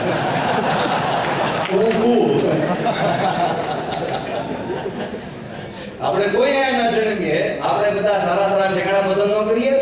શું કામ શાહપુરની ગલીઓ પસંદ કરીએ, ત્યાં ન જઈએ? પણ આપણા હાથમાં જન્મવાનો તો નથી. કોઈ અદ્ભુત વિજ્ઞાન છે કે જે આત્માની ટ્રાન્સફર કરે છે. એ નક્કી કરે છે આનું આયુષ્ય આટલું, આટલું આનું જીવન એ બધી કોઈ જબરદસ્ત એક વ્યવસ્થા છે. અહીંયા હવે વિજ્ઞાન પૂરું થાય છે અને આધ્યાત્મિક ક્ષેત્ર શરૂ થાય છે.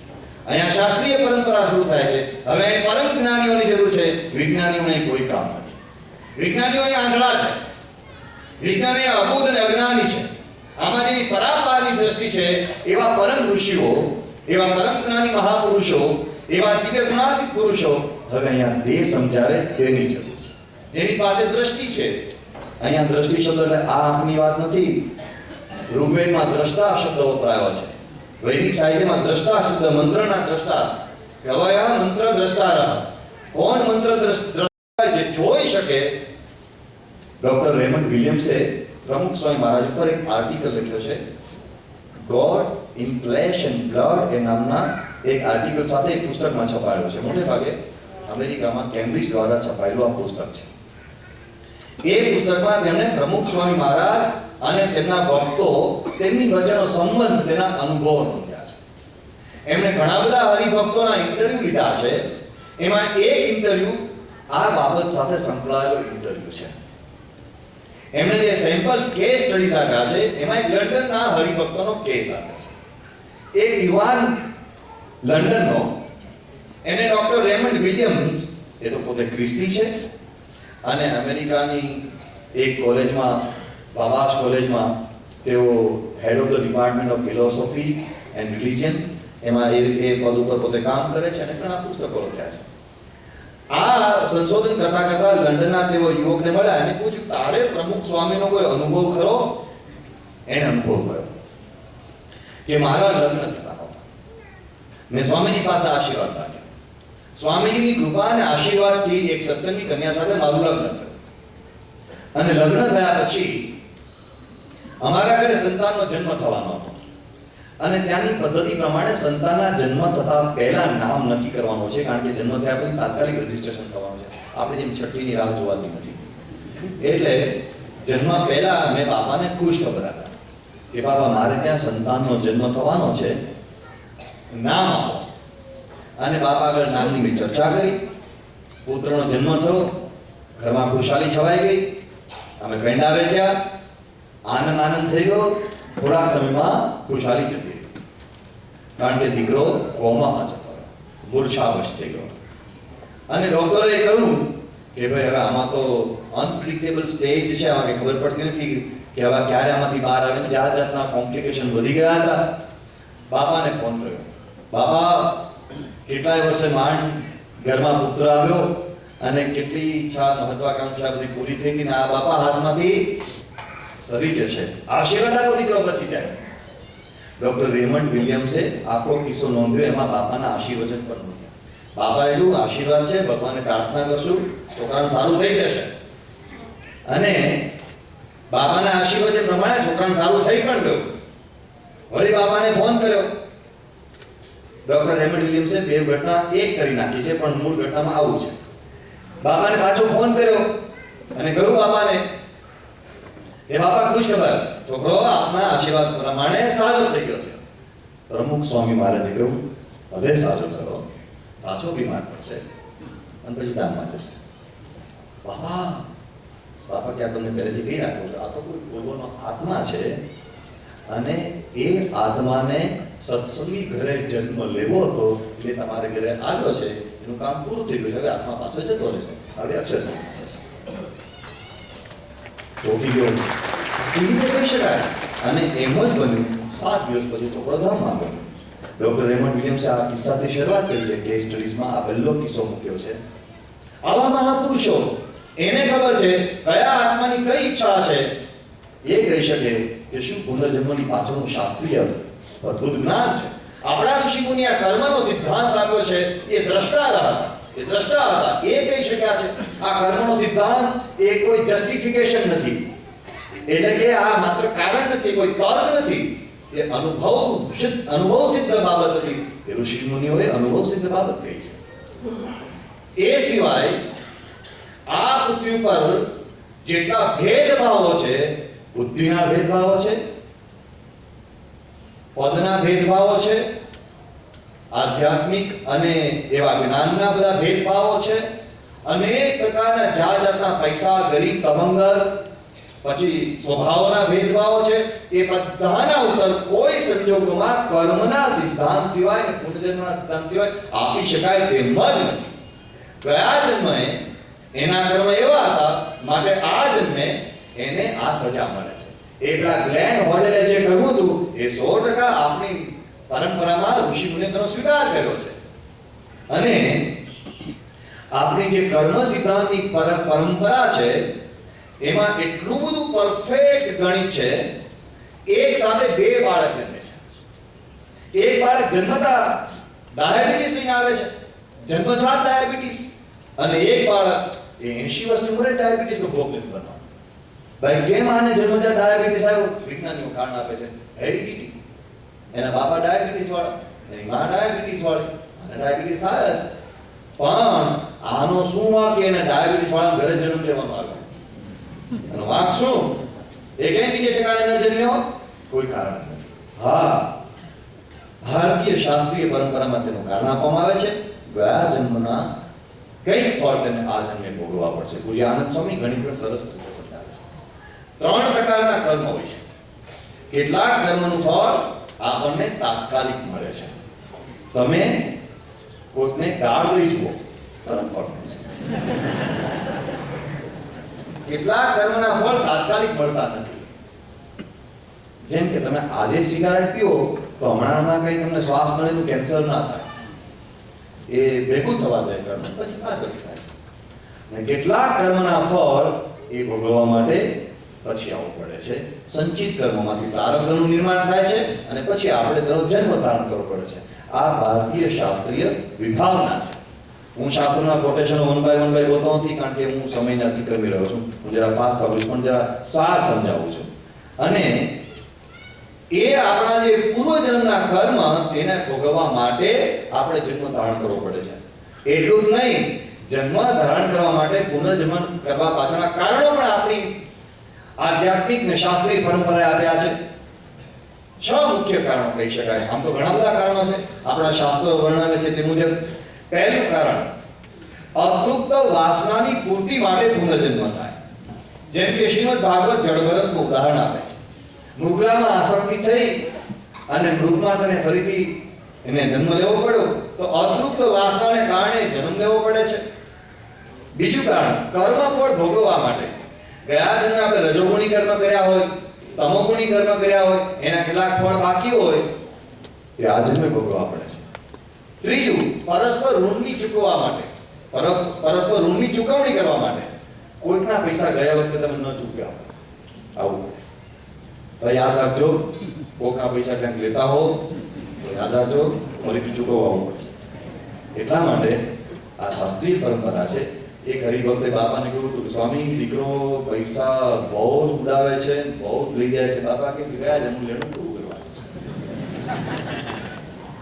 સાચી વાત, આપણે એક જ કરી. અને રામના અનુભવ તેમ જ કીધું, આપણે એક નોકરી.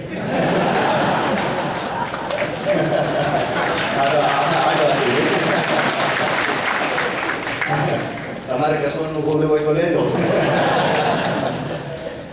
સોરી, આપણે મૂળ વાત પર પાછા આવીએ કે બાળપણથી કેટલાકના જીવમાં વૈરાગ્ય હોય છે. એ ક્યાંથી આવ્યો? એ પૂર્વજન્મની મુમુક્ષુતા છે. તો કેટલાક પૂર્વજન્મની સાધના પૂરી કરવા માટે અવતર છે. ચોથું કારણ છે અપૂર્ણ સાધનાની પૂર્તિ માટે. પાંચમું કારણ છે શાપને લીધે ક્યારેક આવે છે. આપણી પૌરાણિક કથાઓ ઘણી બધી એવી છે કે ઋષિઓ શાપ આપે અને તેના કારણે તેનો પુનર્જન્મ થાય. અને છઠ્ઠું કારણ છે કે ભગવાન કે સત્પુરુષના આદેશને કારણે.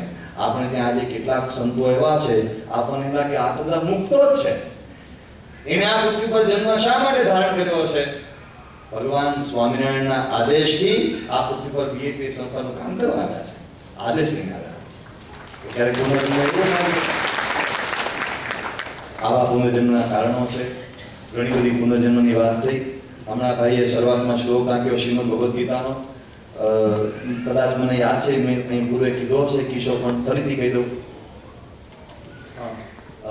ન કીધો તો ફરીથી કદાચ કહી દઉં. હોલેન્ડમાં એક યુનિવર્સિટીમાં, મોટેભાગે યુનિવર્સિટી હોલેન્ડમાં, એમ્સ્ટરડમમાં રહેતી એક બાઈ ડિપાર્ટમેન્ટ ઓફ ફિલોસોફીની અધ્યક્ષા, તેના દીકરાનું મૃત્યુ થયું. 7 કે 9 વર્ષની ઉંમરે મૃત્યુ થયું. મૃત્યુનું કારણ હતું તેને બ્લડ કેન્સર થયું હતું, લ્યુકેમિયા થયો હતો. તે બાઈને તેનો ખૂબ આઘાત લાગ્યો. આઘાતને કારણે એને જીવનમાંથી રસ ઉડી ગયો. એણે નક્કી કર્યું કે આના કરતાં મરી જવું સારું. જે કાંઈ હતું તે સમગ્ર જીવનનું કેન્દ્ર આ બાળક જ નથી, જીવન નકામું છે. ઉદાસીનતામાંથી બહાર નથી આવતી. એટલે એ બાઈને કોઈકે સલાહ આપી, મિત્રોએ સલાહ આપી કે આવી રીતે જીવનમાં ઉદાસ રહેવાનો કોઈ અર્થ નથી, હવે તો આ શોકમાંથી બહાર આવી જા. પેલી કે એમાંથી અવાજ તેમ જ નથી, તો તું એક કામ કર, ક્યાં બીજે ફરવા જા. આ ઘરમાં તું રહે છે એટલે તને યાદ આવ્યા કરે છે, તું ક્યાંક બહાર જા. કે બહાર ક્યાં જાઉં, હું જ્યાં જતી હતી ત્યાં તેને લઈને જતી હતી ને, તો છે નહીં. તો બધાએ નક્કી કર્યું તું દેશ છોડી બીજે ક્યાંક જા, ભારત ફરવા જા. કોઈ કેમ નહીં કહ્યું. બહુ જોઈશ ને વસ્તી તો એમ લાગશે કઈ વાંધો નહીં, એક આપણો ઓછો થયો તો કે બહુ કઈ ચિંતા કરવા જેવું જા ભારત છે એવું કોઈ મનમાં કહી દીધું ભારત. એ બાઈ કઈ સમજે તે પહેલા કોઈ કે ભારતની ટિકિટ કઢાવી આપી કે ભારતમાં બહુ ફરવાનું છે, તું જોઈ આવજે. મોકલી આપી ભારત. તે ભારત આવી, દિલ્હી ઉતરી, ક્યાં જો કઈ સમજ બમત નહીં. એટલે ત્યાં એમ્બેસી હોય એ લોકોની, ત્યાં જઈને પૂછ્યું તો કે ડિપાર્ટમેન્ટ ઓફ ટુરિઝમ ડિપાર્ટમેન્ટ, ત્યાં જાઓ. ટુરિઝમ કે ભેટો કરાવે તો ત્યાં બધા કોઈ ખંડીસો બેઠા હશે ટુરિઝમમાં, એ પછી ક્યાં જવું છે બોલ. તો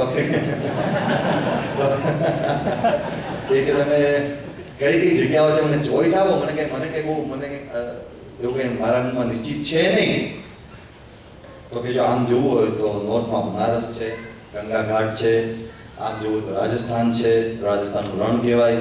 આમ સાઉથમાં જાઓ તો દરિયો જોવા મળશે. તો કે નજીકમાં નજીક શું પડે, બનારસ પડે. તો કે જાઓ ત્યાં. બનારસ ગોઠવી આપ્યું, હોટલની બુકિંગ વ્યવસ્થા ટુરિઝમ વાળાને કરી આપ્યું. એટલે એને જો ઉતર્યા બનારસમાં ત્યાં પંડાઓ ઘેરી પડ્યા. અને બનારસમાં પંડાઓ ચોપાઓ એ બધા આપણને પૂછે કે આવો શું વિધિ કરાવી તમારી, તમારા દાદા પરદાદા અમે ત્યાં વિધિ કરાવી ગયા હતા, હવે અમે તમારી કરાવડાવી. એ બધી લોકો પાસે બધી વંશાવલી બધી હોય છે બધા કાઢે આપણને કે આ બેનને બધા ઘેરી પડે. અને આમાં કોઈ વિદેશી આવે તો કંઈ દક્ષિણા વધારે મળે એવા ભાવથી મોટી સંખ્યા ઘેર્યા છે. એક પંડો પાંબ્યું તૂટ્યું અંગ્રેજી બોલતો એ આ બેનને જરા વધારે ચોટ્યો. એટલે બેને કીધું ભાઈ તારી સાથે આવો, ચાલો કે હું ગાઈડ છું, તમને આખું બનારસ બતાવીશ. એની સાથે ગયા. બનારસમાં ગંગા ઉપર ફરવા નીકળ્યા. બનારસમાં ગંગા ઉપર બધા ઘાટ છે. એક પછી એક ઘાટ ફરતા ત્યાં હરિશ્ચંદ્ર ઘાટ ને મણિકર્ણિકા ઘાટ ને બધા ઘાટ આવ્યા. અને ત્યાં તો મળદાની લાઈન જોઈ. અરે ભાઈ કેરોસીનની લાઈન હોય, પછી બસમાં ઉભા રહેવાની લાઈન હોય. મળદાની લાઈન, મણિકર્ણિકા ઘાટ એવો છે કે ત્યાં મળદાની લાઈન છે. લાઈન પર મળદાઓ પડ્યા હતા કે આ શું કરે છે? પેલો કે આ અગ્નિ સંસ્કાર થાય છે. એટલે કે આ અગ્નિ સંસ્કાર છે કે આ મારા ફાયર રિચ્યુઅલ્સ, ફાઇનલ રાઇટ્સ કહેવાય. તો પણ કેમ બાળી નાખે છે? તમે એને સાચવીને મૂકો. અમારી ફિલોસોફી પ્રમાણે તો કયામતના દિવસે પાછું ઊભા થવાનું. એટલે કાને હું ઊભા થવાનું? આમાંથી આત્મા જતો રહ્યો, હંસલો ઉડી ગયો, પિંજરું પડી ગયું. આ તો નાકામું કહેવાય. શરીર બાળી નાખવાનું હોય. એને એની જે રૂજુ તે રીતે પોતાની ભાષામાં જવા દીધું. પેલા બેનને આશ્ચર્ય થયું. એ કે પણ તમે વાત કરો છો કે આ શરીર આમ કે પડી રહ્યું, આત્મા નીકળી ગયો. પણ આત્મા નીકળી ગયો તો આત્મા જાય ક્યાં? હમણાં પૂર્વ પ્રવક્તાએ જે શ્લોક નાખ્યો હતો તે શ્લોક પણ બોલ્યો. વાસાંસી જીર્ણાની યથા વિહાય નવાની ગૃહણાતિ નરો પ્રાણી. એમ કરીને બોલ્યો કે તેવી રીતે વિહાય અન્યાની ગૃહણાતિ નવો નરો પ્રાણી, કે જૂના શરીર તજીને નવા શરીરને ગ્રહણ કરે છે આત્મા. એટલે પેલો કે જેમ કપડા ઉતારીએ એમ આત્મા શરીર ઉતારે અને નવું શરીર પાછું પહેરે. પછી આત્મા કેવી રીતે નવા શરીરમાં જાય મંડો કેવા માંડ્યો. એટલે પેલી ભાઈ ચોકી કે ધેટ મીન્સ, એનો અર્થ તમે એમ કહેવા માંગો છો કે આ જે બોડી જે સામે સળગે છે એમાં જે આત્મા છે એ કોઈ બીજી જગ્યાએ ટ્રાવેલ કરી જતો રહ્યો છે. આ ટ્રાવેલ કરીને જતો રહ્યો છે. પછી એનો અર્થ એમ કે કોઈ જગ્યાએ જન્મ, હા એ કે કોઈ કેવું એ ગોઠવાઈ ગયો છે, જન્મી પણ જશે. પંડો પોતે એરેન્જ કરતો હોય તેમ કોન્ફિડન્સથી બોલે. એને કીધું કે આ બધું પાકું છે, અમારું ભગવદ્ ગીતાનું જ્ઞાન બોલે છે. આ તો 100% ક્યાંક હવે પતી ગયું. એટલે પહેલી ભાઈ બોલવા માંડી કે ધેટ મીન્સ કે my son He is not dead. કે હા બેન, આત્મા મરતો જ નથી. આત્મા અરે ન હન્યતે હન્યમાન શરીરે. આ હન્યમાન શરીર થાય એટલે આ શરીર હણાય, તેનાથી કઈ આત્મા હણાતો જ નથી. તો કે that means my son, મારો દીકરો એ કોક જગ્યાએ જીવતો છે. આ જીવતો છે. કે that means કે મારો દીકરો મર્યો ન કહેવાય, એ કોક જગ્યાએ જીવે છે. હું જોઈ શકતી નથી. આ બરાબર છે બેન, તમારો દીકરો મર્યો જ નથી, તમારો દીકરો જીવે જ છે. તમે આમ કામતા શોક કરો છો. એને બેનને થયું કે અરે આ કેટલું અદ્ભુત તત્વજ્ઞાન છે, કેટલું અદ્ભુત જ્ઞાન છે. એને કહ્યું આ કેવી રીતે ત્યાં જન્મ મળે? અરે બેન, કર્મ સિદ્ધાંત, ત્રીજો સિદ્ધાંત, અમારો ત્રીજો અધ્યાય છે ગીતાનો, કર્મો પર જબરજસ્ત વાત કરી છે.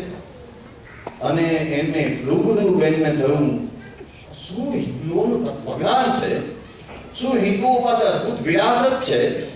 એને કીધું આ જેમાંથી શ્લોક બોલે છે એ શાના આધારે શ્લોક બોલે છે?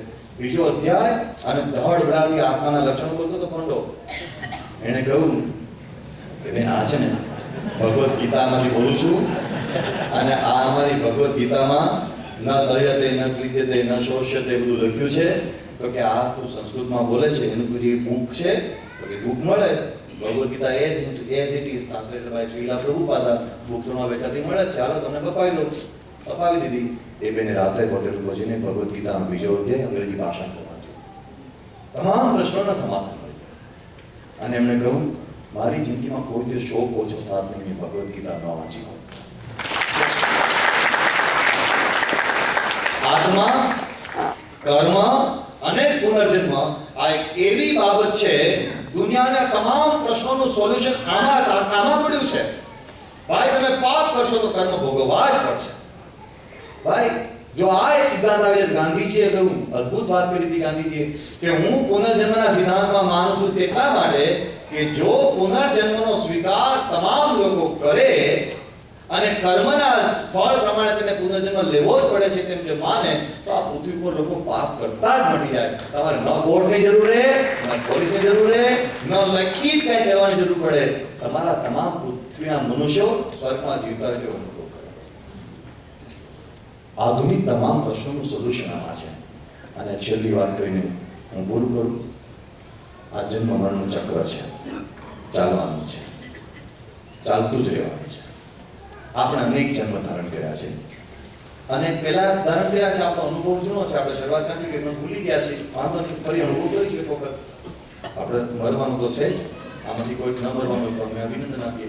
બાકી આપણું કામ તો ફિક્સ જ છે, જે આ ડેસ્ટિનેશન ફિક્સ છે. તમે એન્જિનિયર થાવ એમ નક્કી કર્યું કે મારે એન્જિનિયર થવું છે, તમે કદાચ ન પણ થઈ શકો.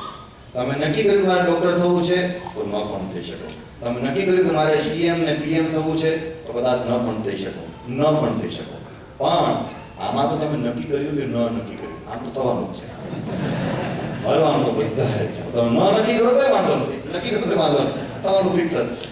ભણતો કેમ તો બી મરતો કેમ, ન ભણતો તો બી મરવાનું ફિક્સ જ છે. તો કાંઈ કોઈ માથાકૂટ કરતો કેમ?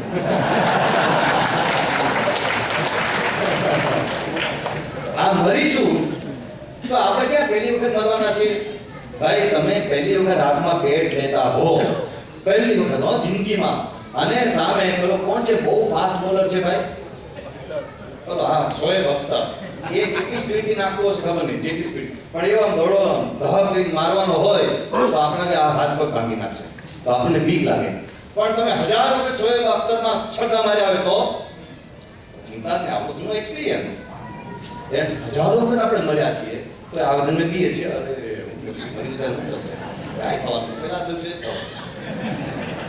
પણ આ મરીશું પછી પાછા જન્મીશું, પછી પાછું ગયું પાછા મરીશું, પાછા જન્મીશું, પાછા મરીશું. ઓ બાપા રે, દરેક જગ્યાએ જન્મવાનું, માથાકૂટ કરી કરીને ઊભું કરવાનું, અને માન ઊભું કરીને સુખ લેવા જાય ત્યાં તો વેટિંગ પાર્ટી ખેંચી લે, હાલો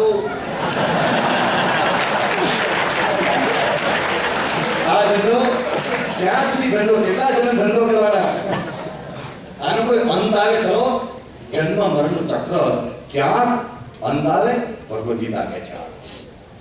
તમામ વિશ્વ ધર્મોમાં એકમાત્ર હિન્દુ ધર્મ માને છે પુનર્જન્મની પરંપરા, જન્મ મરણના ચક્રનો અંત આવી શકે છે અને આપણે મોક્ષ પ્રાપ્ત કરી શકીએ છીએ.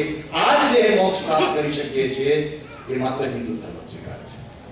હા, પુનર્જન્મ અંત આવે, જન્મ મરણના ચક્રનો અંત આવે, પણ કેવી રીતે આવે એ દુનિયામાં કોઈની પાસે એ જ્ઞાન નથી.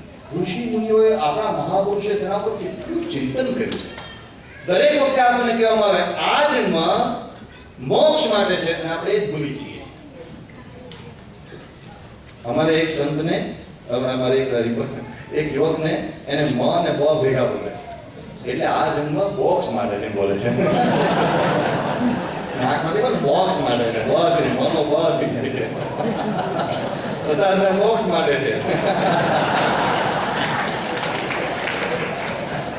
આપણો જન્મ મોક્ષ એટલે આ દુનિયાના બધા પેકેજમાં જતો રહે છે અને મોક્ષ રહી જાય છે. મોક્ષ એટલે શું? આ જન્મ મરણની આ ઘટમાળનો કોઈક અંત આવે છે.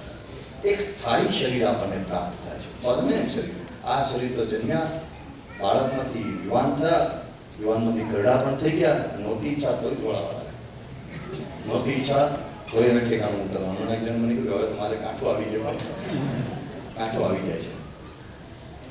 કોઈ પરમેનન્ટ સ્થાયી જીવન મળે કે જ્યાં કાંઠો ન હોય, એ આંખે પર આનંદ જ હોય, કોઈ મળે ક્યાંક મળે, એને મોક્ષ કહે છે. એ મોક્ષ મળે, પુનર્જન્મના ચક્રનો અંત આવે. ભગવદ્ ગીતા કહે છે વિદ્યતે હૃદય ગ્રંથિઃ છિદ્યન્તે સર્વ સંશયાઃ ક્ષીયન્તે ચાસ્ય કર્માણિ તસ્મિન દ્રષ્ટે પરાવરે. જો તમારા બધા કર્મના જે સંચિત ને પ્રારબ્ધ કર્મના બધા ભેગા ખડકલા થયા છે, બધા પૂરા થઈ જાય તો જન્મ મરણનો અંત આવે. અને તે કેવી રીતે થાય? પરાવર, પરમાત્માની દ્રષ્ટિ, પરમાત્મામાં દ્રષ્ટિ પહોંચી જાય, પરમાત્માનો નિશ્ચય થાય, પરમાત્માનો સાક્ષાત્કાર થાય તો થાય. પણ કર્મ બાળવા કેવી રીતે? બહુ મોટી સમસ્યા. શ્વાસથી એ કર્મ થાય છે. જૈનો કર્મ કેટલી બિચારા કર્મ ખપાવવા માટે મહેનત કરે છે, પણ ખપતા જ નથી, નવા નવા ઉભા જ થાય છે. કર્મ બાળવા કેવી રીતે? તો કે છે જ્ઞાનાગ્નિ સર્વ કર્માણી ભસ્મસાત કુરુતે. જ્ઞાનાગ્નિ, જ્ઞાનરૂપી અગ્નિ થાય. કયું જ્ઞાન?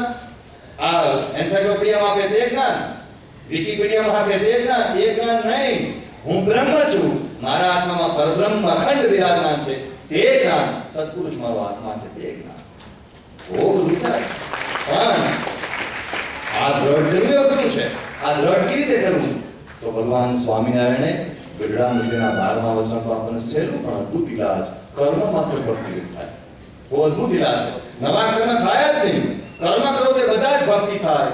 સત્પુરુષને રાજી કરવા માટે કર્મ કરીએ તો કર્મ માત્ર ભક્તિરૂપ. નવા કર્મ થાય જ નહીં તો સંચિત કર્મનો ભેગો સંચય થાય જ નહીં, નવો જન્મ આવે જ નહીં, તો બધું પૂરું થઈ જાય. સ્વામિનારાયણ ભગવાન કહે છે આ બધામાં સમજ ન પડે તો કાંઈ નહીં. ગરુડા મધ્યનું 33મું વચનામૃત, દ્રઢ આશય. ગરુડા મધ્યનું 1લું વચનામૃત, દ્રઢ આશય. ભગવાન કહે છે અક્ષરધામમાંથી હું તમને લેવા માટે આવીશ, આ તમારો છે. અને